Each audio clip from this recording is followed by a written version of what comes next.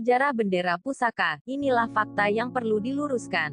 Saat di bangku sekolah, kita pasti sudah dikenalkan dengan bendera pusaka Sang Saka Merah Putih. Bendera pusaka merupakan sebutan untuk bendera Indonesia yang pertama dan dijahit sendiri oleh Ibu Fatmawati, istri Presiden Soekarno. Bendera ini sangat bersejarah karena menjadi bendera pertama yang dinaikkan dan dikibarkan pada Hari Proklamasi Kemerdekaan Indonesia tanggal 17 Agustus tahun 1945. Saat ini bendera pusaka memang tak lagi dikibarkan di setiap peringatan Hari Kemerdekaan Indonesia. Namun, masih disimpan dengan baik di Istana Negara. Ada banyak fakta dan kisah menarik di balik bendera pusaka ini. Sebagian besar pasti belum pernah kamu ketahui. Oh ya, ada sebuah info yang juga perlu diluruskan soal bendera pusaka. Selengkapnya, ikuti informasinya di sini. 1. Seorang perwira Jepang memberikan kain cikal bakal bendera pusaka. Suatu hari pada bulan Oktober tahun 1944, Fatmawati didatangi seorang perwira Jepang. Saat itu Fatmawati sedang hamil tua, anak yang kemudian lahir tanggal 3 November tahun 1944 itu diberi nama Guntur. Perwira Jepang tersebut membawakan 2 blok kain, warna merah dan putih. Fatmawati berkata, yang satu blok berwarna merah sedangkan yang lain berwarna putih. Mungkin dari kantor Jawa Hokokai. Kain itulah yang kemudian jadi cikal bakal bendera pusaka. Fatmawati menjahit sendiri bendera tersebut dengan mesin jahit tangan. Bukan dengan mesin jahit kaki karena saat itu sudah tak diperbolehkan lagi. 2. Fatmawati menjahit sambil menitikkan air mata. Pemberi kain bendera tersebut rupanya berhubungan dengan pengumuman dari Perdana Menteri Koiso. Tanggal 7 September tahun 1944, Jepang menyatakan berjanji akan memberikan kemerdekaan kepada Indonesia.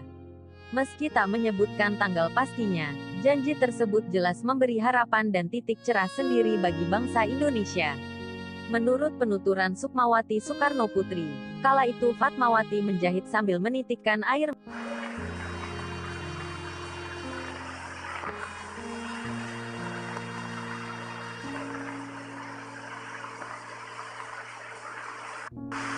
Paduka yang mulia, saya tunjukkan. Dengan hati yang terharu, kami menerima pengumuman bahwa Kerajaan Dainippon memperkenankan kemerdekaan segenap bangsa Indonesia di kemudian hari. Hati dan jiwa kami kasih yang sekhidmat-khidmatnya kepada Yang Maha Mulia Tenno Hega yang bermurah hati memperkenankan terkabulnya cita-cita kami yang telah berpuluh-puluh tahun.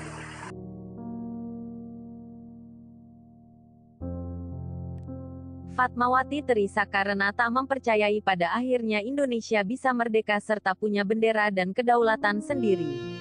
Membayangkan bagaimana saat itu Indonesia akhirnya merdeka setelah bertahun-tahun dijajah pasti rasanya bahagia campur haru, ya. 3. Perwira tersebut bernama Khairul Basri. Khairul Basri, itulah nama dan sosok perwira Jepang yang memberikan kain ke Fatmawati. Diceritakan bahwa Khairul mendapat kain tersebut dari Hitoshi Shimizu, Kepala Sendenbu, Departemen Propaganda. Dalam memoarnya, Apa Yang Saya Ingat, Khairul memaparkan, pada kesempatan itulah Ibu Fatmawati bercerita kepada Shimizu bahwa bendera pusaka kainnya dari Shimizu. Mundur beberapa tahun ke belakang, pada tahun 1978, Hitoshi Shimizu diundang oleh Presiden Soeharto untuk diberi penghargaan. Saat itu pemerintah Indonesia menganggap Hitoshi berjasa dalam usaha meningkatkan hubungan antara Indonesia dan Jepang. Setelah menerima penghargaan tersebut, Hitoshi lalu bertemu dengan rekan-rekannya semasa pendudukan Jepang. Kain tersebut didapat dari sebuah gudang Jepang yang berada di daerah Pintu Air, Jakarta Pusat. Kurang lebih letaknya di depan bekas bioskop Capitol. Dan Khairul diminta untuk mengambil kain tersebut dan mengantarkannya ke Fatmawati. 4. Kain bendera pusaka bukan terbuat dari kain spray apalagi kain tenda warung soto. Inilah info yang perlu diluruskan. Mungkin kamu pernah membaca atau menerima kabar burung kalau bendera pusaka terbuat dari kain spray dan kain tenda warung soto. Setelah ditelisik, pernyataan ini berasal dari Lukas Kustario, seorang tentara. Kepada majalah Intisari, Agustus tahun 1991, ia mengklaim kalau dirinya telah mendapatkan klarifikasi dari Fatmawati langsung. Kebenaran akan rumor ini jelas diragukan. Namun, Fatmawati dalam bukunya Catatan Kecil Bersama Bung Karno,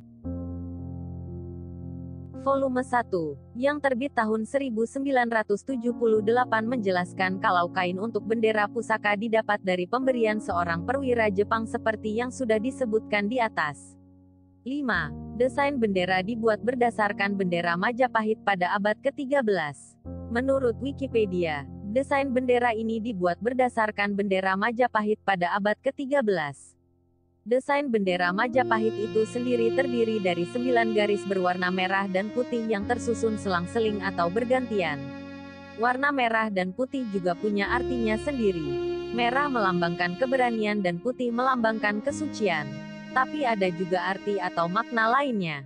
Warna merah konon melambangkan gula aren dan putih melambangkan nasi. Gula aren dan nasi sama-sama bahan penting dalam masakan Indonesia. Perbandingan atau rasio antara merah dan putih pada bendera juga ternyata bukan 1:1 melainkan 2:3, merah di atas dan putih di bawah. 6. Bendera pusaka pernah dibawa ke Yogyakarta. Dalam buku-buku sejarah, kita tahu kalau bendera pusaka pertama kali dinaikkan dan dikibarkan di Rumah Soekarno di Jalan Pegangsaan Timur 56, Jakarta, usai pembacaan Proklamasi Kemerdekaan Indonesia. Tapi tahukah kalau ternyata bendera pusaka juga pernah dibawa ke Yogyakarta? Jadi setelah Belanda menguasai Jakarta pada tahun 1946, bendera pusaka dibawa ke kota Yogyakarta. Saat itu bendera dibawa dalam koper Soekarno. Bendera pusaka juga pernah dipotong jadi 2 lalu diberikan pada Hussein Mutahar saat terjadi operasi Krai, agresi militer. Hussein Mutahar ditugasi untuk mengamankan dan menjaga bendera itu dengan nyawa. Meski sempat ditangkap tentara Belanda, ia berhasil melarikan diri. Kemudian, ia membawa kembali bendera tersebut ke Jakarta dan menjahitnya kembali. Bendera itu kemudian diberikan pada Sujono. Bendera itu kemudian oleh Sujono diberikan kepada Soekarno yang sedang diasingkan di Bangka. 7. Setelah tahun 1968, yang dikibarkan di istana saat upacara kemerdekaan adalah bendera duplikat. Tercatat setelah tahun 1968, bendera yang dikibarkan di istana saat upacara kemerdekaan bukan lagi bendera pusaka asli melainkan bendera duplikatnya. Bendera pusaka yang asli memang masih menjadi bagian dari acara tapi disimpan di kotak penyimpanan. Kondisi bendera pusaka yang sudah lapuk tak memungkinkannya lagi untuk dikibarkan. Kalau robek, jelas akan menimbulkan masalah sendiri. Bendera duplikat ini terbuat dari sutra dan dibuat pertama kali tahun 1969. Kemudian tahun 1984, bendera duplikasi pertama tersebut sudah kusam. Akhirnya Hussein Mutahar mengirim surat pada Soeharto untuk membuat duplikasi yang kedua. Dan bendera duplikasi ketiga dibuat 30 tahun kemudian yang dikibarkan pada detik-detik proklamasi tanggal 17 Agustus tahun 2015. Bendera mungkin fisiknya hanya secarik kain berwarna, tapi di balik itu ada perjuangan besar yang tak karuan.